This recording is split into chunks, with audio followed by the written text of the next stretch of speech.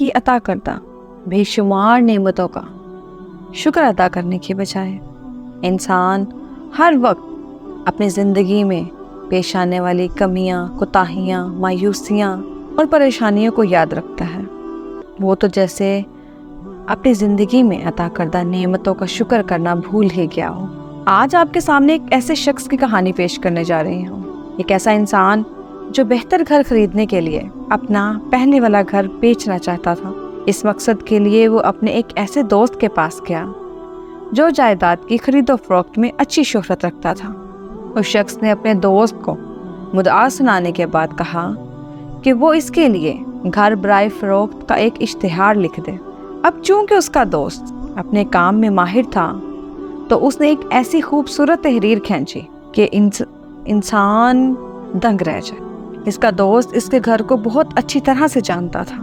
اشتہار کی تحریر میں اس نے گھر کا محل وقوع، رقبہ، ڈیزائن، تعمیراتی مواد، باغیچے، سوئمنگ پول سمیت ہر ایک چیز کا بخوبی ذکر کیا اور مکمل تفصیل کے ساتھ بہت خوبصورت انداز میں ایک اشتہار لکھا۔ اشتہار لکھنے کے بعد اس نے یہ اشتہار اپنے دوست کو سنایا تاکہ تحریر پر اس کی رائے لے سکے۔ اب اشتہار کی تحریر ایسی تھی کہ اس شخص نے سنتے ہی کہا، برائے مہربانی اس اشتہار کو ذرا دوبارہ پڑھنا۔ اس کے دوست نے اشتہار دوبارہ پڑھ کے سنایا۔ اشتہار کو دوبارہ سن کر یہ شخص تقریباً چیخ ہی پڑا، کیا میں ایسے ہی شاندار گھر میں رہتا ہوں؟ اور میں ساری زندگی ایک ایسے گھر کے خواب دیکھتا رہا جس میں کچھ ایسی ہی خوبیاں ہوں، مگر یہ کبھی خیال ہی نہیں آیا کہ میں تو رہ ہی ایسے گھر میں رہا ہوں جس کی ایسی خوبیاں تم بیان کر رہے ہو۔ اپنے گھر کا ذکر دوسرے کے منہ کے سن کر وہ شخص بہت حد تک متاثر ہوا اور کہنے لگا، مہربانی کر کے اس اشتہار کو ضائع کر دو، میرا گھر بکاؤ نہیں ہے، اور اپنا ارادہ ترک کر دیا۔ ایک منٹ ٹھہریے جناب، مضمون ابھی پورا نہیں ہوا۔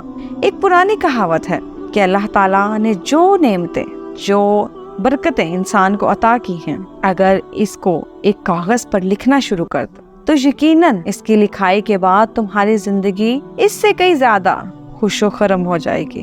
ایسا کیوں ہے؟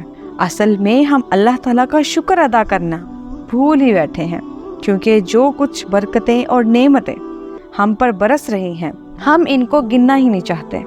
ہم تو صرف اپنی گنی چنی چند پریشانیاں، کمیاں، کوتاہیاں دیکھتے رہتے ہیں اور برکتوں اور نعمتوں کو تو جیسے بھول ہی چکے ہیں۔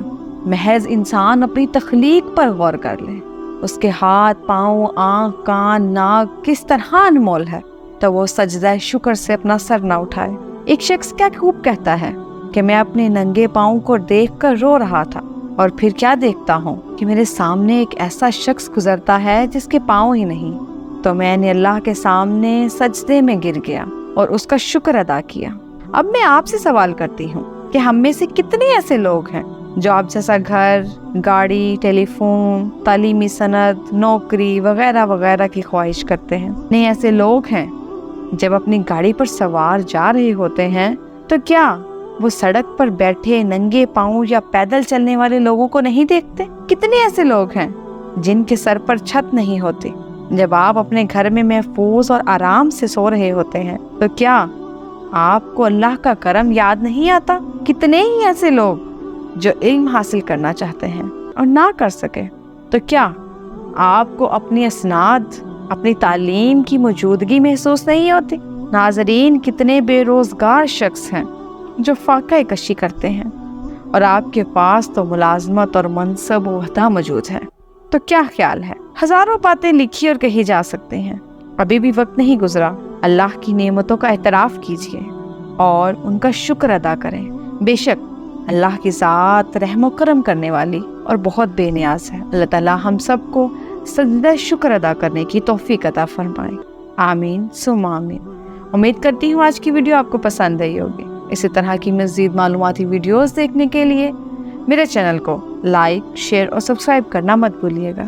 ملتے ہیں آپ سے نئی ویڈیو میں، تب تک کے لیے اجازت دیجیے۔ اللہ حافظ۔